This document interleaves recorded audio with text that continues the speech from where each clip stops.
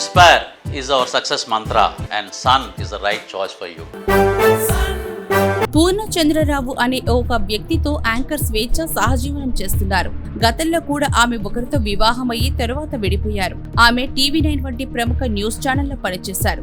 చనిపోయే నాటికి స్వేచ్ఛ టీ న్యూస్ యాంకర్ గా ఉన్నారు. అయితే ఆమెకు పూర్ణచంద్రరావు ఇక్కడే పరిచయమైనట్టు తెలుస్తోంది. పూర్ణ టీ న్యూస్ ప్రోగ్రామింగ్ హెడ్ గా చేస్తున్నారు. స్వేచ్ఛ తండ్రి మాటలను బట్టి చూస్తే పూర్ణచంద్రరావు తన కూతురి వెంట 3 ఏళ్లు పడ్డాడని, తన భార్యను వదిలి నిన్నే పెళ్లాడతానంటూ అతడు ఆమెని నయాన భయాన ఒప్పించాడని, ఇందువల్లే ఆమె ఇతడితో సహజీవనం చేస్తూ వచ్చిందని అంటున్నారాయన. అయితే గత కొంతకాలంగా స్వేచ్ఛ పూర్ణ మధ్య వివాదం నడుస్తోందని, అతన్ని పెళ్లి చేసుకోమని ఈమె ఎంత అడుగుతున్నా ఇంట్లో కన్విన్స్ చేయాల్సి ఉందని అతడు తప్పించుకుని వస్తున్నాడని అన్నారు స్వేచ్ఛ తండ్రి. ఫైనల్ గా తామిద్దరం విడిపోదలుచుకున్నామని తనతో తన కూతురు చెప్పిందని అంటున్నారు స్వేచ్ఛ తండ్రి. ఏదేమైనా తన బిడ్డ చావుకు కారణం ఈ పూర్ణచంద్రరావే కాబట్టి అతడిపై తాను కేసు పెట్టానని చెప్తున్నారు స్వేచ్ఛ తండ్రి.